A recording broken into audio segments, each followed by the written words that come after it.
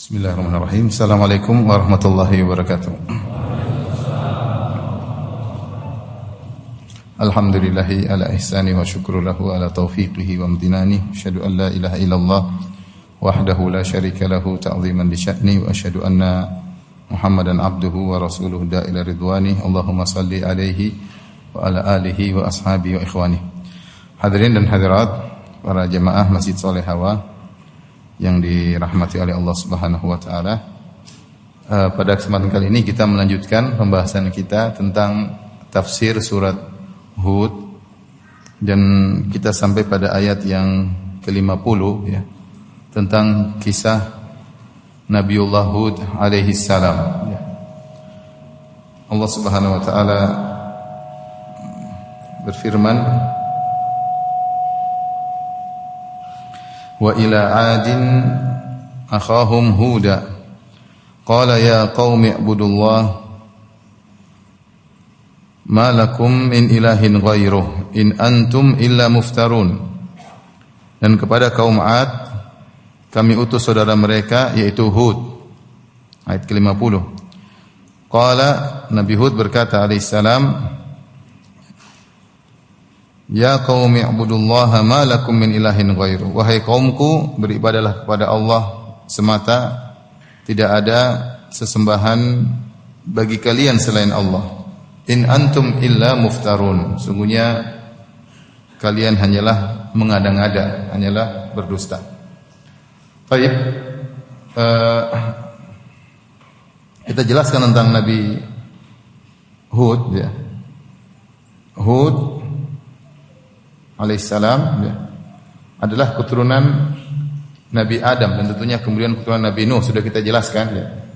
Pertama Adam alaihissalam, kemudian dari Adam ada Nabi Nuh alaihissalam,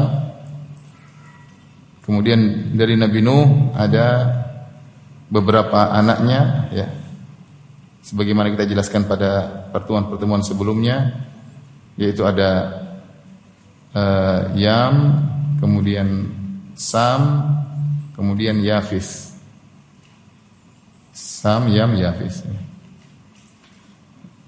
Dari Sam ini maka di antaranya adalah Nabi Hud alaihissalam. Dari Sam, keturunan Sam, maka lahirlah Arab, kemudian juga Romawi, semua dari Sam. Bani Israel semua dari keturunan Sam. Semua dari keturunan Sam ya. Di antaranya, di antara anak-anak Sam adalah Nabi Hud alaihissalam. Sebagian ahli tafsir mengatakan Hud, ya namanya adalah Hud bin Awas, kemudian bin Iram, bin Sam ya. Di Hud, Awas, Iram, kemudian Sam. Tetapi ini semua adalah ijtihad para ulama tentang menjelaskan tentang nasab Nabi Hud alaihissalam. Intinya saya ingin menyampaikan bahwasanya Nabi Hud adalah nabi setelah Nabi Nuh. Tidak disebutkan nabi-nabi lain setelah Nabi Nuh kecuali Nabi Hud alaihissalam. Sehingga kalau kita perkirakan antara Nabi Nuh dengan Nabi Hud, kira-kira ada 1, 2, 3 generasi kurang lebih ya. Ada tentunya pendapat lain yang menyatakan nasab Nabi Hud lebih daripada ini ya. Tapi ini sekedar salah satu pendapat. Sehingga kurang lebih 3 atau 4 generasi ya.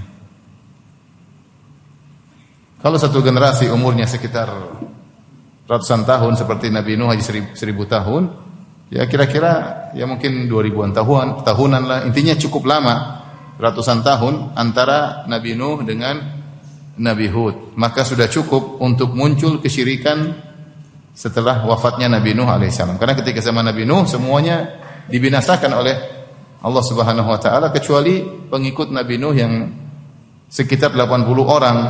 Yang dari 80 orang tersebut juga tidak tersisa kecuali keturunan Nabi Nuh. Kata Allah Subhanahu wa taala, "Wa ja'alna dzurriyyatahu humul baqin." Kami jadikan keturunan Nabi Nuh itulah yang tersisa, yaitu dari keturunan Yam, Sam dan Yafis. Nah, dari keturunan Sam muncullah Bani Israel, nanti juga ada orang-orang Arab ya, juga Romawi, semua dari keturunan Sam ya. Di antara dari keturunan Arab Nabi Hud. Jadi Hud adalah Nabi Arab pertama. Nabi Arab yang pertama. Karena Nabi Arab ada 4. Nabi Arab ada 4, yaitu Hud, kemudian Samud, kemudian Syuaib, Nabi Muhammad sallallahu alaihi wasallam. Inilah nabi-nabi Arab. Selain 4 orang ini, semuanya bukan orang Arab. Semuanya bukan orang Arab. Nabi Arab cuma 4. Nabi siapa? Hud yang pertama, kemudian Nabi Saleh, bukan Samud, Nabi Saleh, kemudian Nabi Syuaib, kemudian Nabi Muhammad sallallahu alaihi wasallam. Ini Nabi Arab yang pertama. Oleh karenanya sebagian orang mengatakan kisah Nabi Hud dan kisah Nabi Saleh tidak termaktub dalam Taurat dan Injil yang ada sekarang. Tidak termaktub dalam Taurat dan Injil yang ada sekarang. Seharusnya ada, tetapi tidak disebutkan. Ada penyimpangan, itu kisah Nabi Hud dan Nabi Saleh dihilangkan dari kitab mereka. Kenapa? Karena Nabi Hud dan Nabi Saleh adalah Nabi Arab. Nabi Arab. Sementara orang-orang Bani Israel tidak suka dengan Nabi Arab. Karena Nabi terakhir Nabi Muhammad SAW ternyata dari apa? Dari Arab. Padahal dalam surat Ibrahim Nabi Musa berkata kepada kaumnya, "Alam ya'tikum naba'ul ladzina kafaru qablakum qaumun Nuhin wa 'adin wa Thamud wal ladzina min ba'dihim." Bukankah telah datang kepada kalian tentang kisah-kisah alam ya'tikum naba'ul ladzina min qablikum qaumi Nuhin wa 'adin wa Thamud wal ladzina min ba'dihim. Bukankah telah datang berita kepada kalian wahai Bani Israel tentang kaum-kaum sebelum kalian, kaum Nuh, kaum 'Ad yaitu Nabi Hud, kaum Samud, Nabi Saleh. Jadi Nabi Musa pernah mengabarkan kepada mereka tentang kisah-kisah nabi-nabi Arab, Nabi Hud, Nabi Saleh. Namun ketika kita membuka Taurat dan Injil yang ada sekarang, kita tidak mendapati kisah 2 nabi ini. Karena Bani Israel tidak suka sama orang Arab, dan seandainya ada nabi-nabi Arab, maka bisa dijadikan dalil bahwasanya para nabi bukan cuma Bani Israel saja. Paham? Sudah pernah ada Nabi Arab sebelum Muhammad. Sudah pernah Nabi Arab sebelum siapa? Muhammad. Oleh karenanya kalau seandainya dalam Taurat dan Injil ada Nabi Arab, Hud dan Saleh, maka mudah bagi kita untuk membantah mereka. Kita bilang, kenapa kalian mengingkari Nabi Arab?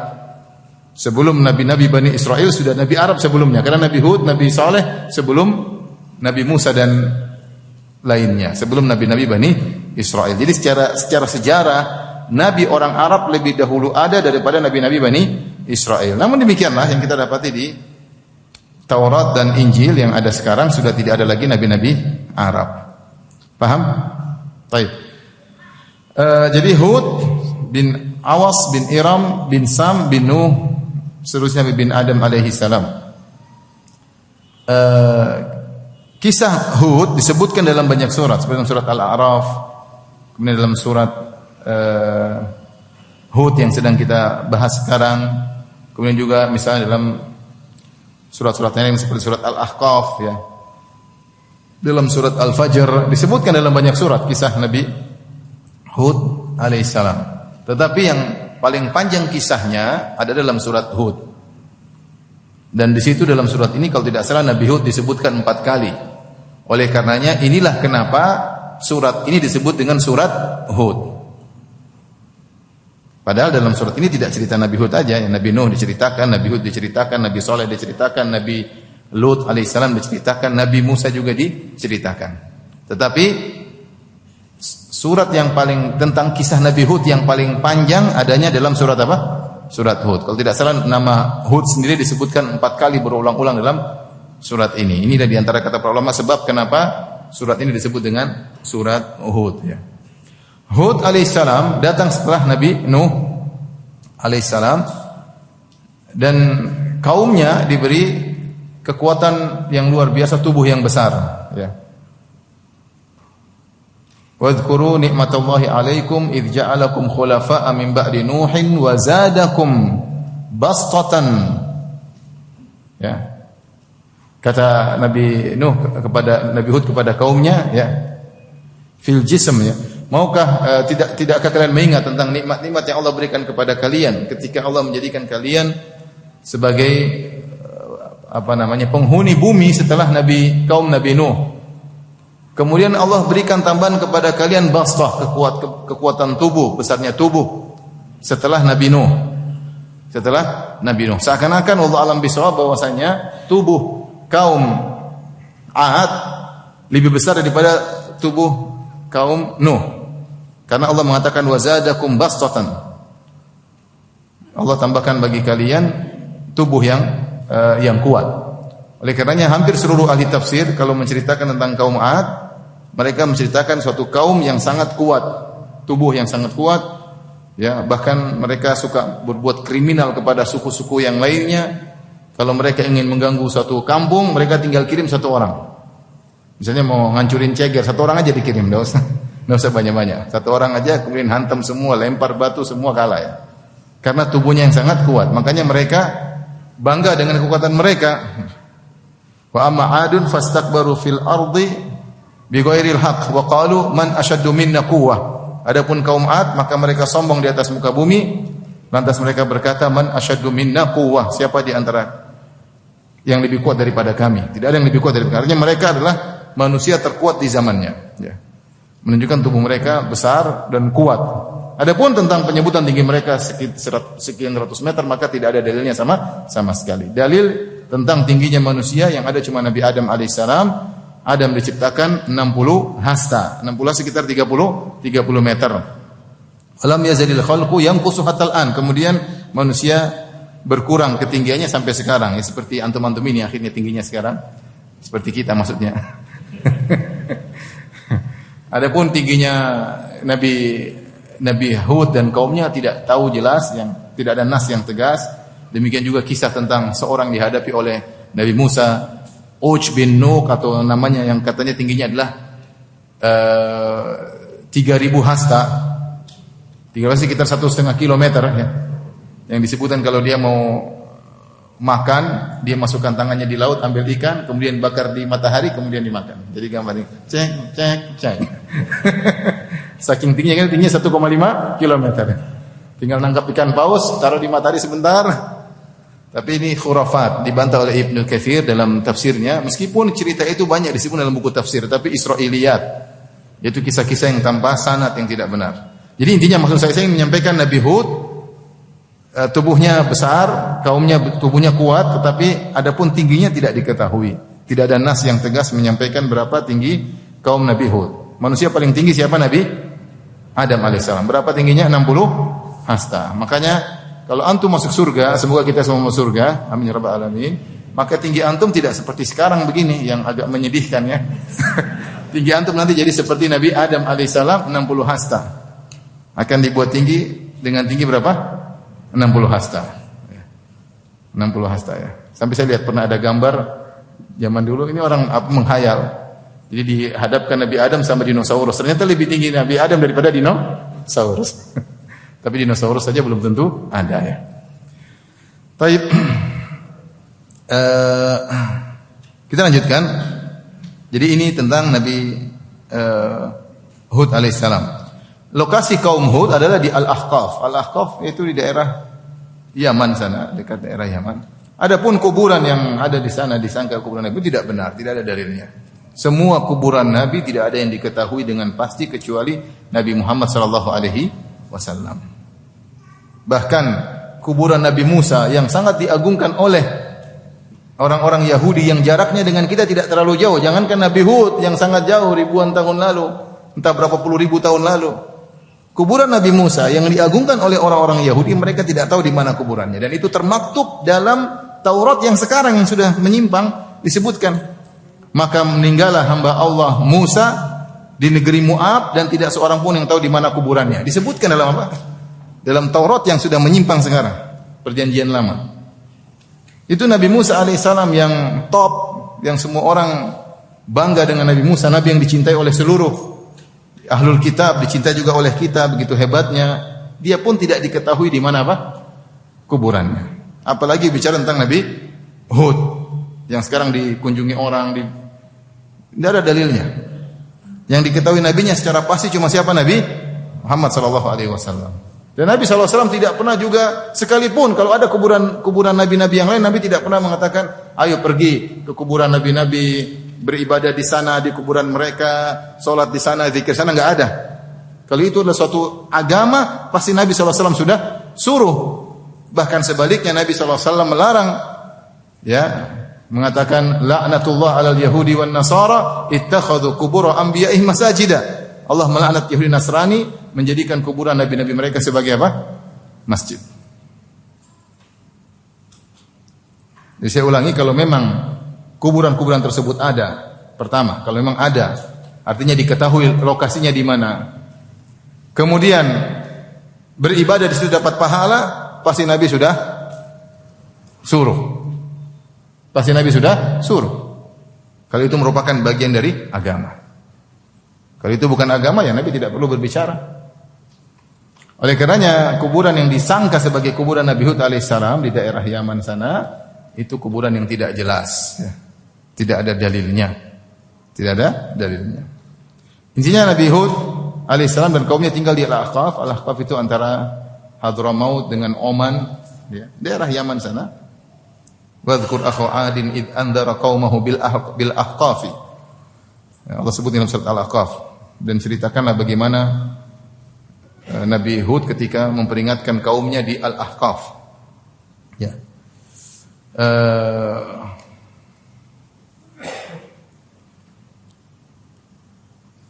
Makanya Allah mengatakan tentang Nabi Hud yang tubuh mereka tinggi, Allah mengatakan iramadatil imad. Iramadatil imad allati lam yukhlaq mithluha fil bilad. Nabi Hud adalah dari kaum 'Ad, yang kaum 'Ad adalah Iram, dari keturunan Iram zatil imad. Iramadatil imad yang memiliki tempat-tempat kemah-kemah yang tiangnya tinggi. Jadi di antara kaum 'Ad mereka terkadang berpindah-pindah punya kemah, mereka pindah ke kemah yang lain di gurun, dan tiangnya tinggi karena mereka tinggi. Tiang mereka tinggi, makanya tiang-tiang kemah mereka tinggi. Allati lam yukhlaq mithluha fil bilad. Kata Allah, yang tidak pernah diciptakan manusia seperti mereka di kota-kota. Jadi enggak ada Allah pernah bikin manusia kuat seperti kaum apa?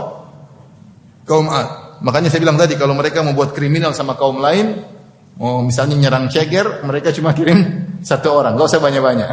Kalau kita kan dan kawan-kawan, enggak usah dan kawan-kawan, sendirian aja. Datang angkat batu ngelempar karena tubuh mereka sangat kuat. Ini saya perlu sampaikan karena terkait nanti dengan mukjizat Nabi Hud alaihissalam. Tapi kita lanjutkan, wa ila 'adin akhahum hudan. Dan kepada kaum 'Ad kami utus saudara mereka yaitu Hud. Akhahum maksudnya saudara senasab, sama-sama dari kaum 'Ad. Seperti dikatakan ya akhul Arab, wahai orang Arab, maksudnya seperti fulan akhu Bani Tamim. Maksudnya satu rumpun dengan Bani Tamim, itu dari mereka sendiri, yaitu dari kaum 'Ad. Maksudnya akhahum saudara mereka, maksudnya saudara senasab. Wa ila 'adin akhahum hudan, kepada kaum 'Ad kami utus saudara mereka Nabi Hud. Qala, dia berkata, ya qaumi ibudullaha ma lakum min ilahin ghairuh. Dia berkata, wahai kaumku, sembahlah Allah semata, tidak ada sesembahan bagi kalian selain Allah, yaitu maksudnya la ilaha illallah. Tidak ada sembahan yang berhak disembah kecuali siapa? Allah. Dan ini dakwah seluruh para nabi. Mereka buka dakwah mereka semuanya dengan dakwah tauhid. Ya. Walaqad ba'atsna fi kulli ummatin rasulan an ibudullaha wajtanibut taghut. Sungguh kami telah mengutus kepada seluruh kaum, ya, seorang rasul. Masing-masing kaum diutus seorang rasul, yang semua rasul tersebut berkata, anibudullaha wajtanibut taghut, sembahlah Allah semata dan tinggalkanlah kalian dari taghut, yaitu tinggalkanlah sesembahan selain Allah Subhanahu wa taala. Ini semua miftah dakwatir rusul. Ya, pembuka kunci atau pembuka dakwah seluruh rasul adalah dakwah tauhid. Ini adalah awal wajibin alal mukallaf. Perkara yang wajib diketahui oleh seorang adalah tentang tauhid. Tauhid adalah awalan wa akhiran. Yang pertama tauhid, yang terakhir juga harus bertauhid kepada Allah Subhanahu wa taala. Rupanya mereka ini adalah penyembah-penyembah berhala. Makanya Nabi Hud berkata, in antum illa muftarun. Tidaklah kalian kecuali hanyalah mengada-ngada. Ibnu Taimiyah rahimahullah mengatakan, kenapa dikatakan mereka mengada-ngada? Karena semua sesembahan selain Allah hanyalah diada-adakan. Semuanya tidak berhak disembah. Semuanya hanya khayalan para penyembahnya. Malaikat tidak berhak disembah, nabi tidak berhak disembah, wali-wali tidak berhak disembah, apalagi cuma batu, patung, ya, pohon, ya. Tidak berhak disembah. Kalau ada yang menganggap mereka itu sesembahan hanyalah khayalan, makanya disebut iftira, hanya mengada-ngada. Ya. Ma ta'buduna min dunihi illa asma'an sammaitumuha antum wa aba'ukum ma anzalallahu biha min sultan. Apa yang kalian sembah itu dari berhala-berhala hanyalah sekedar batu-batu yang kalian dan nenek moyang kalian namakan sebagai Tuhan. Tidak ada dalilnya sama sekali. Semua sesembahan selain Allah hanyalah mengada-ngada, hanyalah kebohongan dan bahkan kebohongan yang sangat besar. Faqad iftara itsman 'aziman. Barang siapa berbuat syirik kepada Allah Subhanahu wa taala, maka dia telah membuat kedustaan yang besar. Kedustaan yang besar. Gimana malaikat mau disembah? Malaikat saja diciptakan. Bagaimana makhluk disembah? Bagaimana nabi disembah? Nabi saja tidak bisa apa-apa. Nabi sallallahu alaihi wasallam dalam perang Uhud terluka, Nabi minta tolong berdoa kepada Allah Subhanahu wa taala. Kalau sakit, Nabi sallallahu alaihi wasallam tidak bisa menghindarkan dirinya rasa sakit. Lapar, Nabi sallallahu alaihi wasallam lapar. Nabi sallallahu alaihi wasallam kalau capek ya tidur, ya. Rasulullah SAW juga memiliki syahwat sehingga harus menikah. Rasulullah SAW juga punya anak. Dia manusia sakit mau apa? Dia bukan Tuhan. Rasulullah SAW terkadang meruqyah orang belum tentu sembuh. Rasulullah SAW pernah mengkai Sa'ad bin Mu'adz ternyata tidak sembuh. Karena dia bukan asy-syafi. Penyembuh hanyalah Allah Subhanahu wa taala.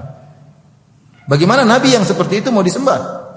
Meskipun dia manusia termulia sallallahu alaihi wasallam. Nah, kalau nabi yang masih hidup saja tidak bisa disembah, apalagi kalau sudah meninggal dunia. Kalau nabi tidak bisa disembah, apalagi cuma wali-wali yang tidak jelas, yang jelas saja tidak boleh disembah, apalagi yang tidak jelas. Oleh karenanya semua yang melakukan kesyirikan, wa may yusyrik berbuat syirik kepada Allah Subhanahu wa taala,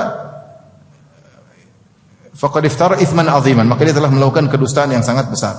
Makanya di sini Nabi Hud berkata kepada kaumnya, in antum illa muftarun. Kalian itu tidak lain kecuali hanyalah mengada-ngada. Gimana bisa nyembah berhala? Ngada-ngada aja. Menghayal itu adalah sebagai Tuhan yang berhak disembah, semuanya mengada-ngada. Suatu yang mengada-ngada kemudian diyakini. Sudah jadilah suatu agama, suatu keyakinan. Itu yang terjadi sekarang di alam semesta ini. Menyembah matahari, menyembah rembulan, menyembah bintang, menyembah jin, menyembah malaikat, menyembah nabi, menyembah wali, menyembah penghuni kubur, menyembah batu, menyembah pohon, ya. Semuanya adalah kedustaan. Kemudian Nabi Hud alaihissalam berkata setelah itu,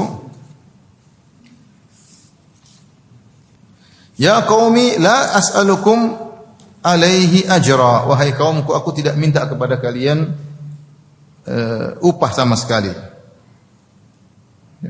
In ajriya illa 'ala alladhi fatarani, sungguhnya upahku atau ganjaranku hanyalah ada pada alladhi fatarani, yang menciptakan aku, yaitu Allah Subhanahu wa taala. Afala taqilun, tidakkah kalian berfikir?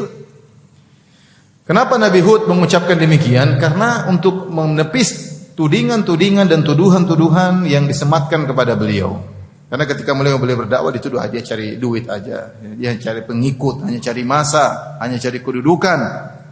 Upah umum sini apakah upah berupa duit, berupa harta, ataukah berupa kedudukan, jabatan, ini semua upah duniawi. Upah duniawi yang dituduhkan kepada Nabi Hud alaihissalam.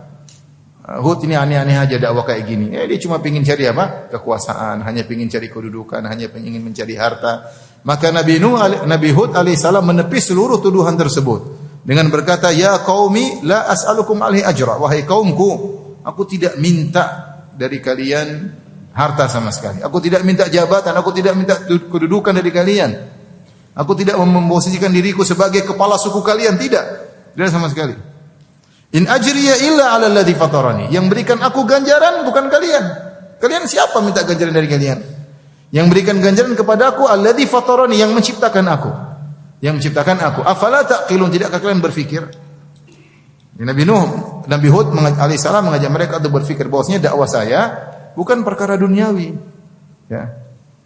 Saya ini ingin mengharapkan ganjaran dari Allah Subhanahu wa taala. Tidakkah kalian berfikir? Tidakkah kalian berfikir sehingga kalian beriman kepada Allah Subhanahu wa taala? Dan di sini ada sindiran dari Nabi Hud alaihissalam bahwasanya dia hanya berharap ganjaran dari Allah yang menciptakannya. In ajriya illa 'alal ladzi fatarani. Ganjaranku hanyalah kepada Allah yang telah menciptakan aku. Adapun kalian aku tidak butuh, apalagi dari berhala-berhala kalian. Tidak ada. Berhala apa? Bisa-bisa apa? Berhala diciptakan, kalian diciptakan. Aku hanya berharap pahala dari yang menciptakan aku. Ini sindiran kepada mereka yang mereka menyembah berhala. Apa yang mau diharapkan dari berhala yang kalian pahat sendiri? Ya. Setelah itu Nabi Hud menasihati mereka lagi, wa ya qaumi astaghfiru rabbakum tsumma tubu ilaihi. Wahai kaumku, beristighfarlah kepada Rabb kalian. Kalian telah banyak melakukan dosa, berbuat kesyirikan, mengganggu orang, sombong, dosa mereka bertumpuk. Kaum Nabi Hud alaihissalam itu kaum Ad. Tsumma tubu ilaihi, kemudian bertobatlah kepada Allah Subhanahu wa taala. Kalau kalian beristighfar dan bertobat, apa yang akan terjadi bagi kalian? Yursilis samaa 'alaikum midrara. Maka Allah akan turunkan bagi kalian hujan yang deras, yaitu hujan berkah. Disebutkan bahwasanya mereka ini adalah petani yang memiliki kebun-kebun, ahlul ziraah, ahlul basatin, mereka ahlul basatin dan juga ahlul ziraah, mereka bertani, berkebun. Dan ketika itu Allah tahan hujan bagi mereka. Dan mereka terus dalam kesombongan mereka, dalam kesyirikan mereka. Maka Nabi Hud berkata, kalau kalian ingin diturunkan hujan, kemudian Allah bikin kebun kalian menjadi subur, maka beristighfar dan bertaubatlah. Wa ya qaumi astaghfir rabbakum tsumma tubu ilaih. Yursilis samaa 'alaikum midrar, maka Allah akan turunkan bagi kalian hujan midrar, yaitu yang banyak. Kemudian wa yazidukum quwwatan ila quwwatikum. Bukan cuma itu, bahkan kalian yang sudah kuat akan ditambah kekuatan lagi. Wala tatawallau mujrimin, dan janganlah kalian berpaling dengan berbuat dosa. Artinya jangan kalian berpaling dari peringatan Allah, kemudian kalian ngayal terus berbuat maksiat. Berhentilah kalian. Kita sudah jelaskan pada pertemuan sebelumnya tentang perbedaan dari istighfar dengan taubat, tidak akan saya ulangi. Ayat ini menjelaskan bahwasanya istighfar dan taubat kepada Allah Subhanahu wa taala bukan hanya mendatangkan ganjaran ukhrawi, orang yang beristighfar bertobat dapat ganjaran di akhirat. Diampuni dosa-dosanya dan dimasukkan dalam apa? Surga, ya. Dan ini menunjukkan maha baiknya Allah Subhanahu wa taala. Kita hambanya bermaksiat kepada Allah Subhanahu wa taala, kemudian kita beristighfar minta ampun. Kalau kita lihat ukuran manusia, secara kacamata manusia, kalau si A dan si B, si A punya salah kepada si B, ganggu si B, kemudian si A minta maaf, sudah selesai. Si B bilang kamu maafkan, ya saya maafkan kamu. Kita mulai dari nol, nol kan, selesai.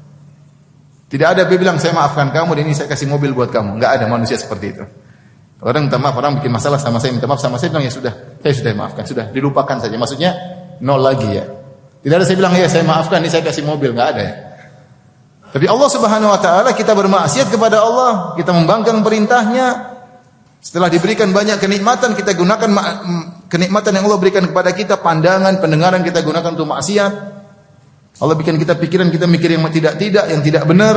Kemudian kita bertobat dan beristighfar, bukan cuma nol, bahkan Allah kasih bonus.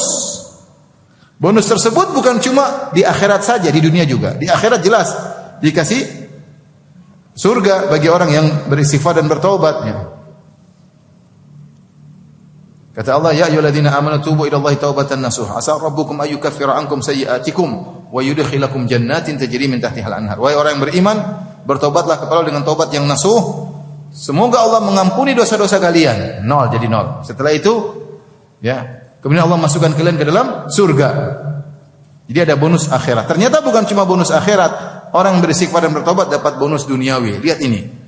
Yursilis samaa 'alaikum midrara. Kalau kalian bertobat, maka Allah akan berikan karunia di dunia.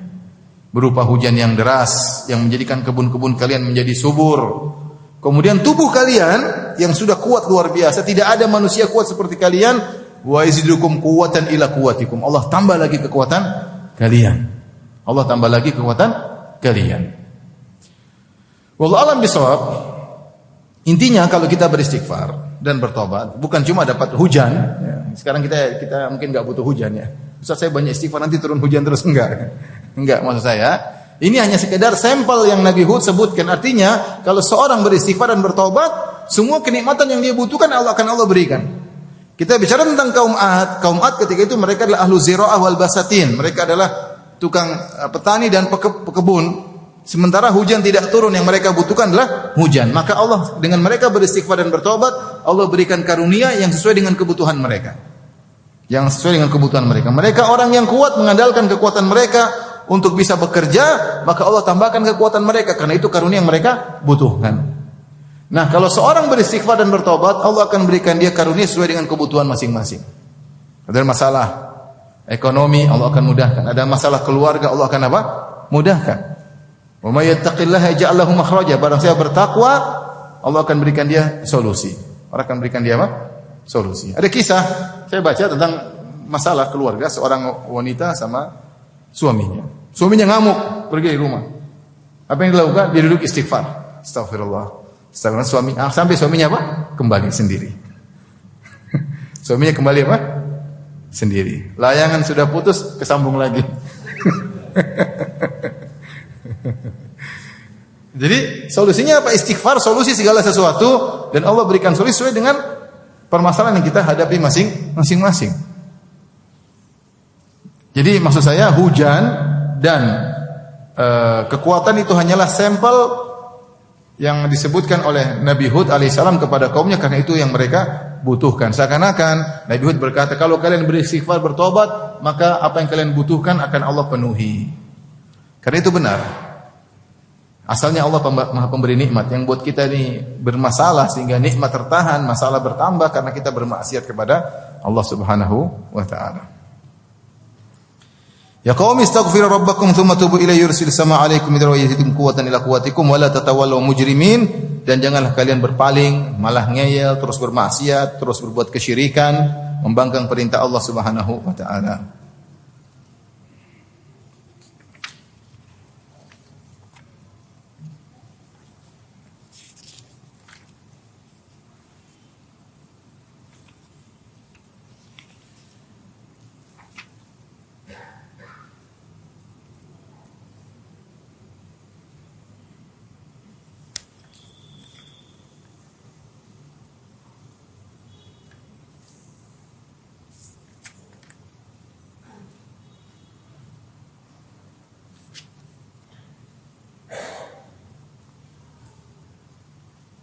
Baik, kita lanjutkan. Setelah itu Allah Subhanahu wa taala berfirman,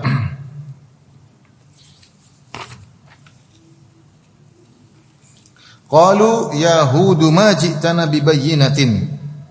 Kata mereka kaum Ad, ya Hud, wahai Hud, ma ji'tana bi bayyinatin. Sesungguhnya engkau tidak mendatangkan bukti, ya. Satu bukti pun yang nyata bahwa engkau adalah utusan Allah, kau tidak ada buktinya. Wa manahnu bitariki alihatina, dan kami tidak bakalan meninggalkan Tuhan-Tuhan kami, an qaulik, hanya sekedar ocehanmu wahai Hud. Wa manahnu laka bimu'minin, dan kami tidak bakalan beriman kepada engkau. Kami tidak bakalan beriman kepada engkau. Yaitu kamu ceramah enggak ceramah sama saja. Awa'azta, ya, kau mau memberi nasihat atau enggak ada faedahnya wahai Hud. Kenapa mereka pertama mengatakan engkau majitana bibayyinah, engkau tidak mendatangkan bukti bahwasanya kamu seorang rasul. Dan ini kedustaan dari mereka. Nabi Hud pasti punya dalil-dalil yang menunjukkan dia seorang rasul. Dan semua nabi pasti punya mukjizat, pasti. Ayat-ayat, tanda-tanda yang menunjukkan dia seorang rasul. Ya. Ma min nabiyyin illa utiya minal ayat ma mithluhu amana alaihi bashar. Tidak seorang nabi pun kecuali pasti diberikan mukjizat yang cukup untuk membuat orang beriman. Cukup membuat orang itu beriman. Mukjizat tersebut banyak, ya. Terkadang khawariqul adah, kejadian-kejadian yang menakjubkan, ya. Seperti mukjizat Nabi SAW, mukjizat Nabi Musa. Atau dari perangai yang luar biasa, kejujuran yang luar biasa, banyaklah. Intinya pasti Nabi Hud punya sesuatu yang menunjukkan dia seorang nabi. Namun demikianlah, karena mereka tidak suka dengan Nabi Hud alaihissalam, maka mereka mengatakan kau tidak punya dalil. Sama, Nabi Muhammad SAW buktinya sudah terlalu banyak, dia seorang Rasul, banyak sekali, tetapi tetap saja diingkari oleh kaum musyrikin. Nabi Musa alaihissalam sudah banyak dalilnya, mukjizatnya, 9 ayatin Allah berikan kepada Nabi Musa alaihissalam 9 mukjizat, tapi tetap saja mereka mengatakan engkau penyihir, bahkan bosnya penyihir. Ya.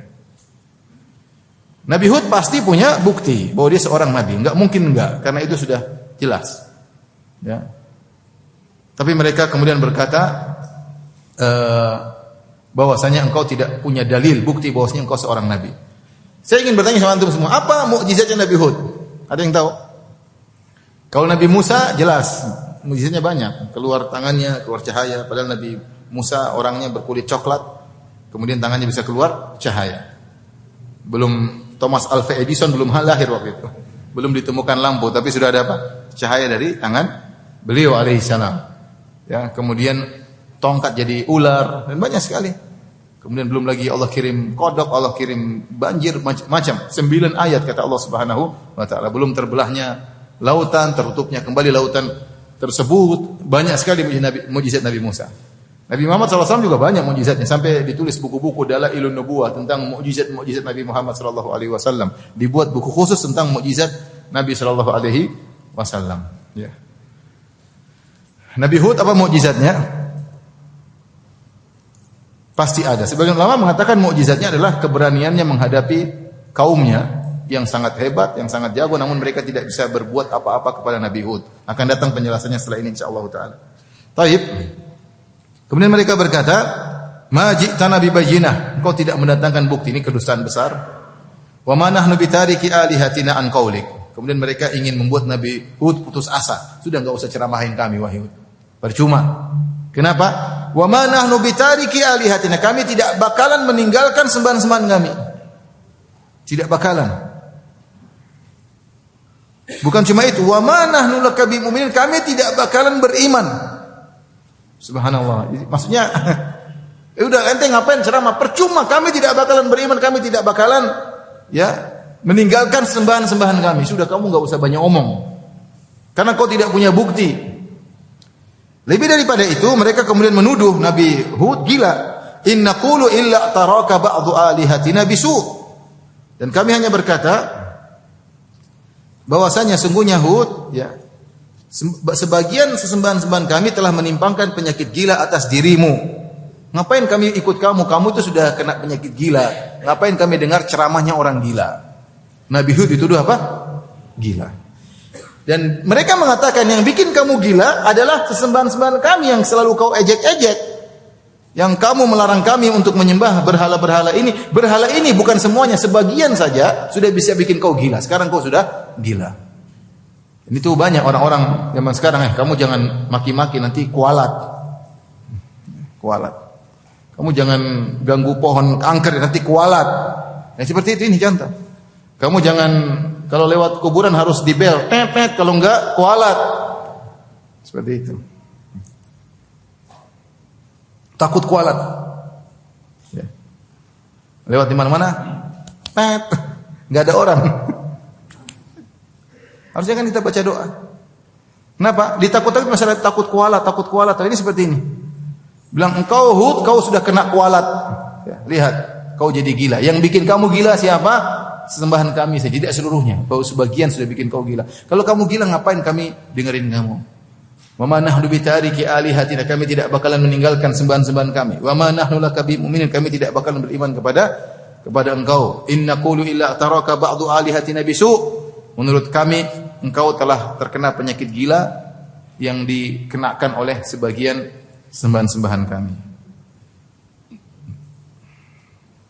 Apa jawaban Nabi Hud alaihissalam? Qala inni ushhidullah.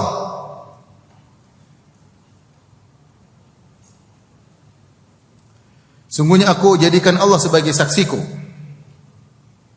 Wa asyhadu anni bari'um mimma tusyrikun. Dan bersaksilah bahwasanya aku berlepas diri dari kesyirikan yang kalian lakukan. Ya. Min dunih. Dari selain Allah Subhanahu wa taala, yang kalian sembah selain Allah. Fakiduni jami'an thumma la tunzirun. maka hendaknya kalian ya lakukanlah tipu daya semuanya terhadapku.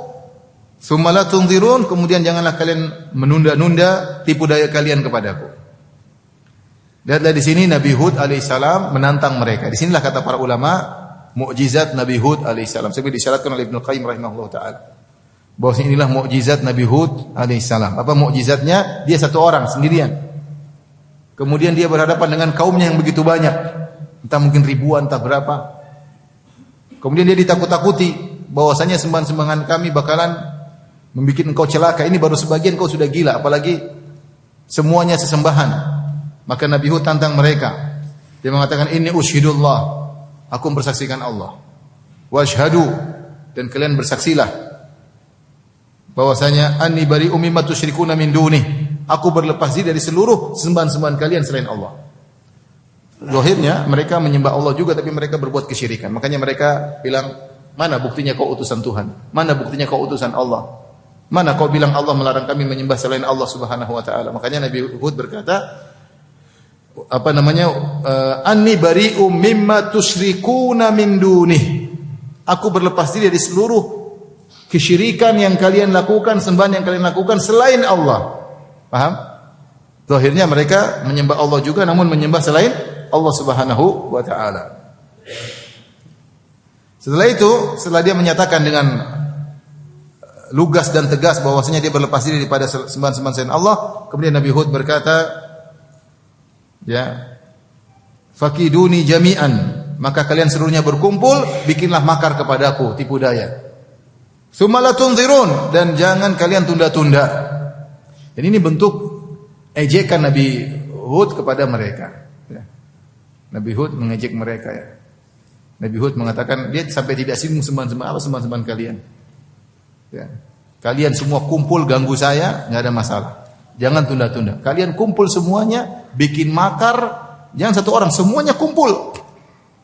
Kalian ribuan orang kumpul, bikin makar sama saya. Ajak sembahan-sembahan kalian. Bahkan Nabi Hud tidak menyebut sembahan-sembahan mereka. Karena kata para ulama Nabi Hud ngejek, apa sembahan-sembahan? Kalian aja lah. Sembahan-sembahan enggak bisa apa-apa. Kalian kumpul, bikin masalah sama saya, silakan. Tsumma la tunzirun, kemudian tidak usah tunda-tunda. Di sinilah mukjizat Nabi Hud. Kenapa? Karena dia sendirian dan dia berhadapan dengan kaum yang sangat kuat dan jumlah mereka sangat banyak. Namun ternyata mereka tidak bisa mengganggu Nabi Hud sedikit pun. Kalau mereka kuat harusnya kan mereka bisa keroyak Nabi Hud rame-rame alaihissalam. Tapi ternyata mereka tidak bisa menyentuh Nabi Hud. Ada kekuatan yang menghalangi mereka tidak bisa menyentuh Nabi Hud sama sekali. Itu sudah bukti bahwasanya dia seorang nabi. Itu bayangkan antum berdiri itu ada ribuan orang, ayo sini semua, ayo silakan. Ternyata enggak ada yang berani maju. Ayo semuanya, ayo semua. Sekarang ayo. Ayo, enggak ada yang berani maju. Bukankah menunjukkan dia jagoan? Berarti Nabi Hud jagoan. Dia bukan jagoan tapi Allah yang melindunginya. Makanya dia berkata setelah itu, "Inni tawakkaltu 'ala Allahi."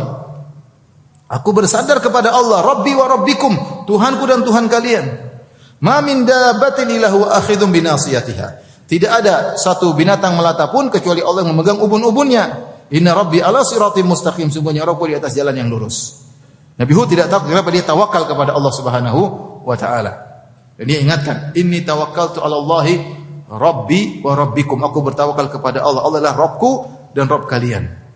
Kalian semua di bawah kekuasaan Allah. Sembahan-sembahan kalian semua di bawah kekuasaan Allah. Makanya Allah, Nabi Hud berkata, "Ma min dabbatin illa huwa akhidhun bi nasiyatiha." Tidak ada satu hewan pun, manusia pun kecuali Allah memegang ubun-ubunnya. Artinya di bawah kekuasaan apa? Allah Subhanahu wa taala. Ini suatu perumpamaan orang Arab mengatakan si fulan di bawah ubun, memegang ubun-ubun, si A memegang ubun-ubun si B, artinya si B di bawah kekuasaannya. Semua kita adalah makhluk Allah, semua kita ubun-ubunnya dipegang oleh Allah, semua kita di bawah pengaturan Allah. Kalian seluruhnya bersatu padu menyerangku, kalian tidak bisa keluar dari kekuasaan Allah. Dan ternyata mereka tidak bisa menyentuh Nabi Hud sama sekali. Inilah mukjizat Nabi Hud alaihissalam. Ada doa yang diajarkan oleh Nabi SAW sebelum tidur terkait ada perkataan nasiyah yaitu ubun-ubun. Kata Abu Hurairah radhiyallahu anhu, "Kana Rasulullah SAW ya'muruna." Adalah Rasulullah SAW memerintahkan kami, "Idza akhadna madja'ana," kalau kami ingin tidur, "an naqul," hendaknya kami berdoa. Apa doa sebelum tidur? Doa tidur banyak ya.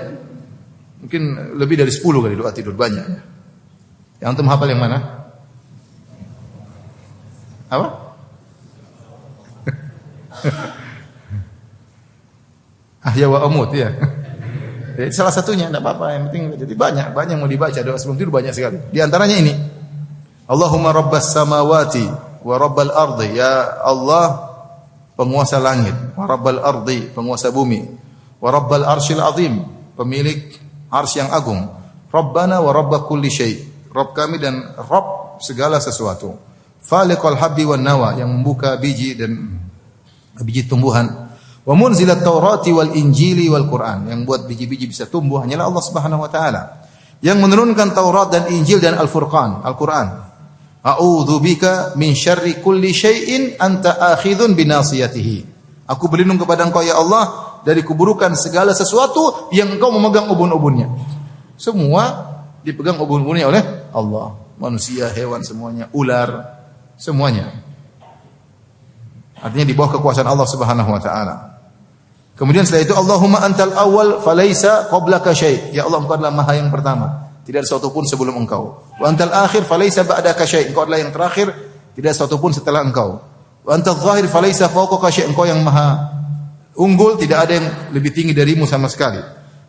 Wa antal batinu, dan Engkau Maha batin, tidak ada falaisa dunaka syai'. Tidak ada sesuatu yang tersembunyi di sisimu. Iqdi 'anna ad-daina, ya Allah lunaskanlah hutang kami. Wa aghnina minal faqr, dan cukupkanlah kami dari jangan sampai miskin. Ini doa ternyata agar hutang lunas dibaca sebelum apa? Tidur. Biar kalau punya hutang enggak lupa. Banyak orang punya hutang apa? Lupa. Ditagih malah marah-marah ya. Akhirnya yang menagih seperti mengemis ya. Jadilah yang berhutang malah seperti orang kaya. Besok aja lah kamu nagih-nagih terus ya. Jadi yang nagih hutang malah diomel-omelin ya. Nah, saya pernah punya cerita, teman saya cerita sama saya, Ustaz, saya nagih si fulan, dia malah marah-marah. Dia bilang apa? Dia bilang gini, Ustaz, Bapak ini kenapa nagihnya sekarang? Kemarin-kemarin saya punya uang, Bapak tidak nagih. Sekarang saya enggak punya uang, Bapak nagih lagi-lagi mana? Kalau punya uang bayar, enggak usah tunggu ditagih. Makanya baca doa ini supaya sebelum tidur ingat saya pasti punya utang. Allahumma rabbas samawati wa rabbal ardi wa rabbal arsyil azim. Rabbana wa rabb kulli syai'in faliqal habbi wan nawa wa munzilat taurati wal injili wal furqan. Kemudian a'udzu bika min syarri kulli syai'in anta akhidhu bi nasiyatihi. Allahumma antal awwal falaysa qablaka syai' wa antal akhir falaysa ba'daka syai' wa antal zahir falaysa fawqaka syai' wa antal batin falaysa dunaka syai'. Kemudian doanya apa? Iqdi 'anna ad-daina wa aghnina minal faqr. Ya Allah lunaskanlah hutangku. Dan ini bagus kita baca sebelum tidur, dan kita tahu hutang itu bisa dilunasi. Kalau Allah inginkan bisa lunas. Dan kita ingat kalau punya hutang supaya dilunasi. Jadi maksud dari firman Allah, ma min dabatin illa huwa akhidhun bi nasiyatiha. Ini Nabi Hud berkata kepada mereka, ma min dabatin illa huwa akhidhun bi nasiyatiha. Tidak ada satu makhluk hidup pun kecuali Allah pegang ubun-ubunnya. Saya tidak takut sama kalian. Saya tidak sama kalian. Kalian semua ribuan ini kumpul lawan saya, enggak ada masalah. Jangan sekarang, jangan tunda-tunda. Jangan ragu-ragu ini, lawan sekarang. Kemudian dia berkata, inni tawakkaltu 'ala Allahi rabbi wa rabbikum. Aku bertawakal kepada Allah, Rabbku dan Rabb kalian. Inilah kata para ulama sebab kenapa Nabi Hud selamat dari gangguan mereka, karena tawakal. Karena tawakal. Ketika kita diganggu orang dan kita tidak selamat, mungkin tawakal kita kurang. Tawakal adalah puncak ibadah. Sebenarnya mengatakan tawakal adalah puncak ibadah. Seorang sudah bertawakal, dia sudah pasrah kepada Allah, dia yakin Allah yang mengatur segala sesuatu, dia yakin Allah kalau berkehendak kun fayakun. Tapi susah kalau orang bertawakal sementara dia banyak maksiat, susah. Dia susah. Tapi kalau dia sering beribadah, rajin beribadah, tawakalnya mudah. Kan dia pikir gimana, Allah insya Allah tolong saya, Allah sebaik-baik penjaga, Allah. Tapi kalau dia bermaksiat, Allah mau jaga saya begini modelnya. Jadi susah dia bertawakal. Jadi karenanya tawakal puncak dari ibadah. Dan ini menunjukkan bahwasanya tawakal kita perlukan dalam segala hal. Jangan orang tawakal kalau cari rezeki saja. Sebagian orang ditawakal kalau cari rezeki. Padahal tawakal diperlukan dalam banyak hal. Bahkan tawakal diperlukan dalam ibadah. Fa'buduhu wa tawakkal alaihi. Kata Allah beribadahlah, bertawakallah kepada Allah ketika sedang beribadah. Ya. Jadi kita bertawakal kepada Allah. Jadi jangan sampai kita pede dengan diri kita, enggak boleh. Kita ini siapa sih? Kita lemah. Ya. Kita ini enggak punya kemampuan apa-apa. Kita hanya bisa punya kemampuan kalau Allah berikan kemampuan kepada kita. Oleh karenanya jangan bersandar kepada diri. Bersandar kepada siapa? Allah. Kita boleh pede kalau kita sudah tawakal. Saya pede, kenapa? Karena di belakang saya ada Allah Subhanahu wa taala. Baru. Tapi kalau kita lupa diri, lupa sama Allah, tawakal pada diri sendiri, inilah kehinaan. Makanya doa Nabi SAW, wala takilni ila nafsi tarfata ain. Ya Allah, janganlah engkau serahkan diriku kepada diriku meskipun hanya sekejap mata. Jangan. Segala urusan serahkan kepada Allah Subhanahu wa taala. Jadi tawakal, orang banyak kalau bicara tawakal, nanti kalau cari rezeki baru apa? Tawakal. Kalau berobat baru apa? Tawakal. Padahal tawakal luas. Dalam dakwah juga tawakal, butuh tawakal. Dalam ibadah juga butuh apa? Tawakal. Ini contoh tawakal dalam dakwah. Betapa banyak ayat dalam Al-Qur'an menyebutkan tawakal dalam ibadah. Wa ma lana alla natawakkal 'ala Allah wa qad hadana subulana. Para rasul berkata kepada kaumnya yang mengancam mereka, bagaimana kami tidak bertawakal kepada Allah sementara Allah telah menunjukkan kami jalan yang lurus. Nabi Nuh berkata, ya qaumi in kana kabura 'alaikum maqami wa tadhkiri bi ayatillah fa 'ala Allahi tawakkaltu fa ajimu amrakum. Wahai kaumku, kalau kalian merasa berat aku diam bersama kalian, aku tinggal sama kalian, aku dakwahi kalian, aku bertawakal kepada Allah. Jadi tawakal diperlukan dalam segala hal. Di antaranya tawakal dalam berdakwah. Jangan seorang pede dengan dirinya, pede dengan ilmunya, pede dengan, kalau enggak nanti enggak berkah. Mungkin pengikutnya banyak, mungkin followernya banyak, tapi kalau dia tidak bertawakal kepada Allah, hanya menjadi bumerang baginya. Seorang berdakwah bertawakal kepada Allah. Sebagaimana ketika menghadapi permasalahan, bertawakal kepada Allah. Serahkan urusan kepada Allah. Ya. Terbaik untuk diserahkan urusan adalah Allah Subhanahu wa ta'ala. Jadi Nabi Hud alaihissalam selamat daripada ancaman mereka karena dia punya senjata paling besar itu apa? Tawakal. Inni tawakkaltu 'ala Allahi Rabbi wa Rabbikum ma min dabatin illa huwa akhidhu bi nasiyatiha. Ini Rabbi ala siratim mustaqim. Aku bertawakal kepada Allah. Tidak ada satu makhluk pun kecuali Allah pegang ubun-ubunnya. Ini ikhwan, kita kembali koreksi diri kita. Kita menghadapi masalah enggak selesai-selesai. Mungkin tawakal kita kurang. Pede dengan kecerdasan kita, pede dengan duit kita, pede dengan jabatan kita, enggak selesai-selesai. Ya. Ujub, ya. Maka seorang perbaiki dirinya, saya harus bertawakal kepada Allah. Semuanya di tangan Allah Subhanahu. Tentu dengan berusaha. Taib, setelah itu kata Nabi Hud, "Inna Rabbi ala siratim mustaqim." Sungguhnya Rabbku berada di atas jalan yang lurus. Kata para ulama, maksudnya Allah Subhanahu wa taala berada di atas keadilan. Seluruh perbuatan Allah pasti lurus. Seluruh hukum Allah pasti adil. Seluruh takdir Allah pasti baik. Itu yang terbaik, tidak ada yang bengkok sama sekali. Karena dia adalah Allah Subhanahu wa taala yang menguasai segala sesuatu yang dia ciptakan dan semuanya kecil di sisi Allah Subhanahu wa taala. Allah mudah untuk mengatur seluruh alam semesta karena dia adalah pencipta seluruh alam semesta. Kalau yang besar-besar, yang kecil-kecil saja Allah perhatikan, apalagi yang besar-besar. Kata Allah Subhanahu wa taala, "Wa ma tasqutu min waraqatin illa ya'lamuha." Tidak ada satu daun pun yang jatuh kecuali Allah tahu tentang ilmunya. Allah tahu di mana jatuhnya di mana. Kita semua diperhatikan oleh Allah secara detail. Kita semua diurusi oleh Allah secara detail. Jangan antum pikir Allah hanya perhatikan dia, saya tidak diperhatikan. Allah perhatikan ente secara detail. Allah perhatikan Anda, gerak-gerik hati Anda secara detail. Allah perhatikan gerak-gerik mata Anda secara detail.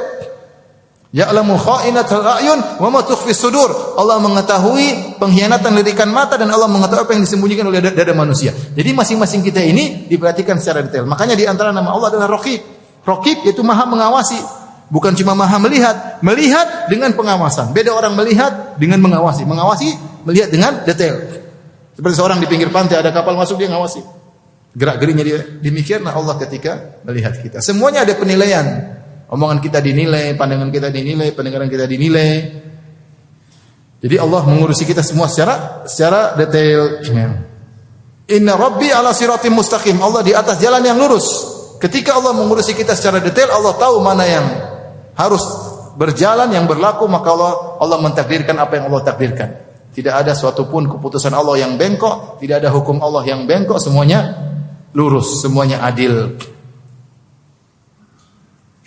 Taib, fa in tawallaw faqad ablagtukum ma ursiltu bihi ilaikum. Jika kalian berpaling, maka sungguhnya aku telah menyampaikan kepadamu apa yang amanat yang aku diutus untuk menyampaikan kepada kalian. Fa in tawallaw, kalau kalian berpaling ya sudah. Saya sudah tegakkan hujah. Saya sudah menyampaikan argumentasi dari Allah. Faqad ablagtukum ma ursiltu bihi ilaikum. Aku telah menyampaikan amanah risalah dari Allah untuk kalian.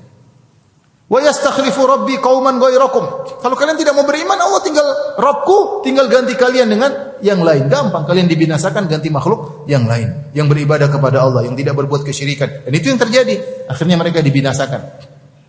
Wala tadurrunahu syai'a, dan kalian tidak bisa memberi mudarat kepada Allah sama sekali. Kalian mau maksiat tidak ada urusan dengan Allah. Allah tidak mendapatkan mudarat akibat kemaksiatan orang-orang yang bermaksiat. Siapa yang berbuat baik untuk dirinya, siapa yang berbuat maksiat untuk dirinya. In ahsantum ahsantum li anfusikum wa in asatum falaha. Kalau kalian berbuat baik untuk kalian, bukan untuk Allah. Kalau kalian berbuat buruk juga menimpa kalian, bukan Allah, tidak ada urusan. Wala tadurrunahu syai'a, kalian berbuat syirik tidak bikin mudarat sama Allah, kalian dibinasakan oleh Allah juga enggak ada masalah. Kalian lenyap dari atas muka bumi enggak ada masalah.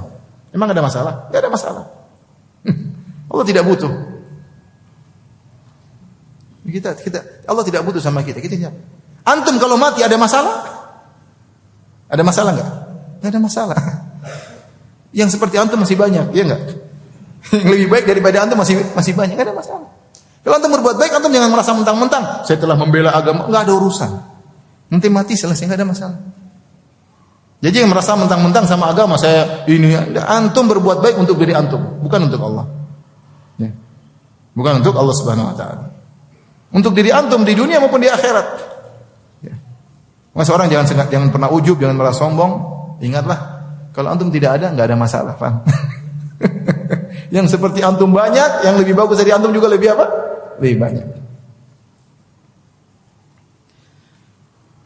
Kata Allah kata Nabi Hud alaihissalam, wa yastakhlifu rabbi qauman ghairakum. Kalau kalian maksiat, musyrik, Allah akan binasakan kalian, Allah gantikan dengan manusia-manusia yang lain. Wala tadurrunahu syai'a, dan kalian tidak bisa beri mudarat kepada Allah sedikit pun. Inna rabbi ala kulli syai'in hafiz. Sungguhnya Rabbku menjaga segala sesuatu. Di antara maknanya lah menjaga seluruh perbuatan kalian. Semua ada tanggung jawabnya di akhirat. Apa yang kalian lakukan silahkan, semuanya ada catatannya. Allah menjaga amal perbuatan kalian dengan catatannya. Dengan catatannya. Ini di antara makna Al-Hafidh. Al-Hafidh di antaranya menjaga amal perbuatan hamba. Tidak ada yang terluputkan. Filenya semua ada. Meskipun sudah dihilangkan. Ya. Sudah di-delete historinya, tetap saja filenya tidak hilang. Ya. Semuanya akan dibuka pada hari kiamat kelak karena catatan tidak akan hilang. Kata Allah Subhanahu wa taala, "Walamma jaa amruna najjayna hudan walladzina amanu ma'ahu birahmatin minna." Tatkala datang urusan kami, adab kami, datang adab yaitu angin yang berhembus dengan kencang, dan subhanallah, Allah binasakan kaum 'Ad. Mereka badannya kuat kan? Bukan dikirim naga bonar untuk atau dikirim hewan besar. Enggak, Allah cuma kirim angin, udara. Allah bukan kirim halilintar bakar mereka, Allah bukan kirim besi turun dari langit. Jadi mereka jadi kaum penyet, enggak ya? Enggak, Allah cuma kirim apa? Angin, udara. Tapi udara tersebut enggak main-main. Sakharaha alaihim sab'a layalin wa thamaniyata ayamin husuma. Angin tersebut kencang, mereka yang badannya besar diangkat oleh angin tersebut. Di atas udara 7 malam 8 hari, 8 siang 7 malam, bayangkan enggak turun-turun. Digoncang-goncang sampai perut mereka ususnya keluar, kepala mereka sampai lepas. Artinya mudah. Ente sombong-sombong dengan kekuatan, lawan angin aja enggak bisa. Lawan angin aja enggak bisa. Kita ini sangat lemah. Falamma jaa amruna, tatkala datang azab kami, najjayna Hudan, kami selamatkan Hud, walladzina amanu ma'ahu. Jadi angin tersebut datang dan milih-milih. Dia datang dan dia milih orang-orang musyrikin, kaum Nabi Hud yang ada sekitar situ selamat. Karena angin diperintah oleh Allah Subhanahu wa taala. Ini terjadi mirip seperti yang terjadi pada kisah perang Ahzab. Perang Khandaq, Nabi SAW antara Nabi dengan kaum musyrikin cuma jarak Khandaq, artinya enggak sampai sekilo, cuma mungkin ratusan meter atau puluhan meter. Tetapi angin yang datang menghantam mereka tidak sama dengan angin yang berhembus di kampnya Nabi SAW. Angin yang dihembuskan di kampnya Abu Sufyan yang itu masih musyrik menjatuhkan belanga-belanga mereka, tempayan mereka jadi tumpah, api-api mereka jadi mati, kemudian tenda-tenda mereka menjadi jatuh, padahal lokasinya berdekatan. Karena angin diperintahkan oleh Allah Subhanahu wa taala. Tidak usah jauh-jauh, kejadian gempa. Gempa di sebagian tempat rumah selamat, yang lain hancur. Gempanya bisa milih-milih, rumah ini jangan dihancurin, rumah yang ini apa dihancurin. Bisa terjadi. Api terkadang membakar, sebagian selamat, sebagian tidak selamat. Ini angin, ya. Allah mengatakan, "Najjayna Hudan walladzina ma'ahu." Kami selamatkan Hud, ya, dari angin tersebut, dari azab tersebut, dan juga orang beriman bersamanya. Apa yang buat mereka selamat? Karena iman. Bukan karena mereka jagoan, bukan karena mereka bersih. Karena angin tersebut luar biasa. Angin tersebut ketika datang menghantam kaum Ad. Bahkan di antara mereka ada yang masuk di goa, ya. Angin tersebut masuk seakan-akan genggam orang tersebut dari gua, dikeluarkan, dilemparkan ke atas. Yang masuk dalam sumur, angin tersebut nyabut. Anginnya luar biasa, kayak tangan yang menggenggam. Yang masuk dalam gua diambil, dibawa keluar. Yang masuk dalam sumur, anginnya masuk keluarin. Harusnya kan kalau dalam sumur selamat, angin cuma di atas. Enggak, anginnya masuk keluarin, bawa terbang di atas.